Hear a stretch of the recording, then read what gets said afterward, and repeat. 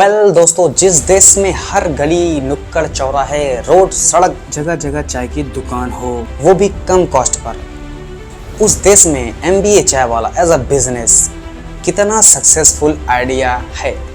हमारे दिमाग में ये बात तो ज़रूर आया होगा कि कोई भी आम इंसान हमारी तरह हमारे और आपके बीच से उठकर इतना बड़ा मान सम्मान और फैन फॉलोइंग पाने वाले और इतना बड़ा नेम एंड फेम बनाने वाले प्रफुल्ल उन्होंने छोटा सा बिजनेस स्टार्ट किया, MBA चाय वाला।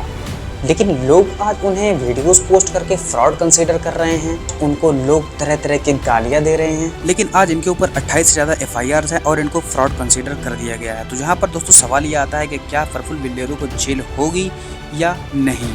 दोस्तों सबसे पहले आपको ये क्लियर कर दूं कि MBA चाय वाला ऑनर प्रफुल्ल बिल्लेरू के ऊपर कोई हमारा या पर्सनल अटैक नहीं है। दोस्तों हम सिर्फ इनकी इस बिजनेस मॉडल को एनालाइज करेंगे और इनका जो बिजनेस फेल्ड हुआ है और डिग्रोथ हुआ है वो क्यों हुआ है, आखिर कोई बिजनेस इतना फेमस होने के बाद कैसे फेल हो सकता है। नए हो तो चैनल को सब्सक्राइब करो और नोटिफिकेशन बेल को भी दबा दो। दोस्तों इस स्टोरी की बात शुरू होती है 14 जनवरी 1996 को मध्य प्रदेश के धार के एक छोटे से डिस्ट्रिक्ट में एक आम परिवार में चैन में एक मिडिल क्लास में पैदा होने के बाद प्रफुल्ल बिल्लेरू 20 साल की उम्र में कैट एग्जाम में फेल हो जाते हैं।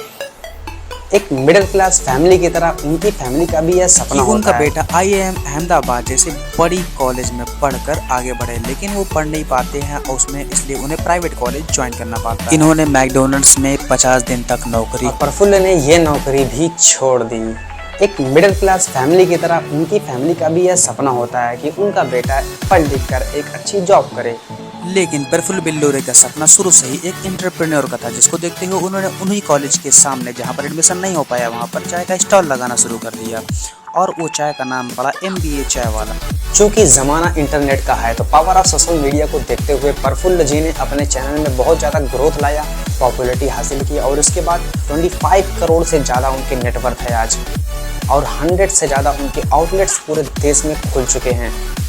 नाउ MBA चाय वाला कोई छोटा मोटा चाय वाला नहीं रहा दोस्तों, नाउ वो एक ब्रांड बन चुका है, ब्रांड अपनी ग्रोथ हासिल कर ली है। तो दोस्तों प्रफुल्ल ने लोगों को 2 ऑफर दिए। पहला ऑफर वो ऑफर जिसमें आपको स्ट्रगल करके नाम बनाना होगा, दूसरा ऑप्शन वो जो नाम बन चुका है यानी कि MBA चाय वाला।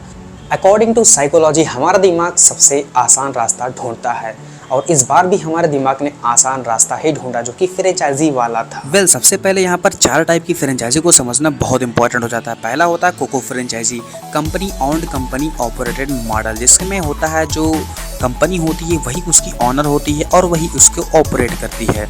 और इसके बाद दूसरा जो फ्रेंचाइजी मॉडल आता है दोस्तों वो आता है कोफो फ्रेंचाइजी मॉडल, जिसका मतलब होता है company owned franchise operated model, जिसकी मालिक तो दोस्तों कंपनी होती है, मींस उसका ऑनर जो होता है वो कंपनी होती है, लेकिन उसको जो ऑपरेशन का काम होता है वो फ्रेंचाइजी का यानी थर्ड पार्टी का होता है।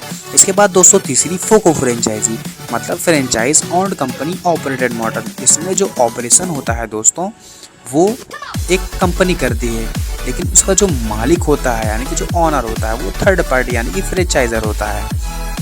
इसके बाद दोस्तों फोर्थ मोस्ट इम्पॉर्टेंट जो आता है हमारे पास, जो कि समझना बहुत इम्पॉर्टेंट है, वो है फोफो फ्रेंचाइजी, यानी कि इसका जो फुल फॉर्म अगर कहें तो franchise on franchise operated model. इसमें जो कंपनी होता है भाई उसका तो कोई लेना देना नहीं होता है, इसमें जो ऑनर होता है जो ऑपरेटर होता है दोनों थर्ड पार्टी यानी फ्रेंचाइजर होता है, जो फ्रेंचाइजी लेता है वही जिम्मेदार होता है। तो दोस्तों यहाँ पर जो समझने वाली बात आती है वो ये आती है कि फोफो मॉडल पर आधारित है MBA चाय वाला, सिर्फ दुकानदार जिम्मेदार, यानी यहाँ पर प्रॉफिट और लॉस की जिम्मेदारी एक कंपनी की नहीं है। फ्रेंचाइजी की स्टार्टिंग प्राइस की बात करें तो 15 से 20 लाख रुपए थी, जिसको देखते हुए लोगों ने उनकी पॉपुलैरिटी को देखा और नेम और फेम को देखा। इसके बाद लोग उनके फ्रेंचाइजी को लेना स्टार्ट कर दिए। यहाँ पर नोट करने वाली बात यह थी कि चेहरा पॉपुलर था, ना कि चाय पॉपुलर थी। दोस्तों फॉर एग्जांपल के तौर पे मैं आपको एक चीज़ बताना चाहूँ कि अगर आप फैमिली के साथ में अगर कहीं पे आपको ट्रिप जाना है तो ट्रिप जाने के लिए आप क्या करोगे, आप मैकडोनल्ड्स पे जाओगे। तो मैकडोनल्ड्स में क्यों जाओगे, क्योंकि वहाँ पर आपको एक प्रीमियम फीलिंग मिलेगी। लेकिन चाय में दोस्तों क्या ही प्रीमियम हो सकती है, आप खुद इस बात को समझ सकते हो। फॉर एग्जाम्पल के तौर पर आपको बताएं, अगर आपको प्रीमियम फीलिंग लेना है तो उसके लिए आप ज़्यादा खर्च कर सकते हो, लेकिन एक चाय के लिए दोस्तों आप डेली नीड है तो डेली नीड में इंसान 5 से 10 रुपये ही खर्च कर सकता है। तो यहाँ पर लोग बिना सोचे समझे जोश में आकर लोन लेना शुरू कर देते हैं और उसके बाद फ्रेंचाइजी खरीद लेते हैं। बाद में जब वो फेल होता है तो वो फ्रस्ट्रेट होकर वो MBA चाय वाला पे ब्लेम करते हैं। तो दोस्तों यहाँ पर जो सवाल आता है कि क्या प्रफुल्ल बिल्लोरो यानी कि MBA चाय वाला को जेल होनी चाहिए कि नहीं होनी चाहिए? दोस्तों अगर मेरी ओपिनियन की बात करो तो मेरा जवाब यहाँ पर जो होगा वो होगा नहीं।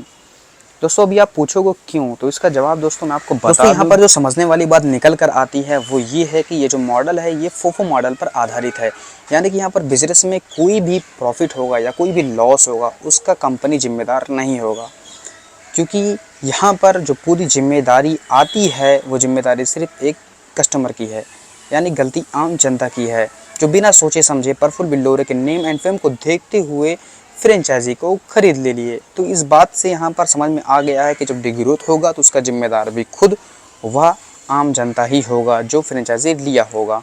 सो लीगली यहाँ पर प्रफुल्ल बिल्लोरे को जेल नहीं होगी। इस स्टोरी में प्रफुल्ल बिल्लोरे शुरू से ही सेफ जोन में थे।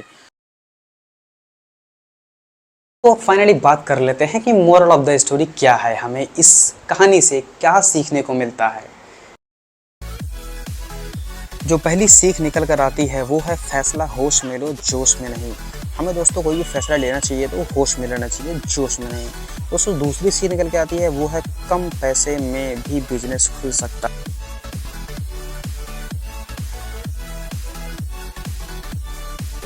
चैनल पर नए हो तो सब्सक्राइब करें और नोटिफिकेशन बिल भी दबा दें।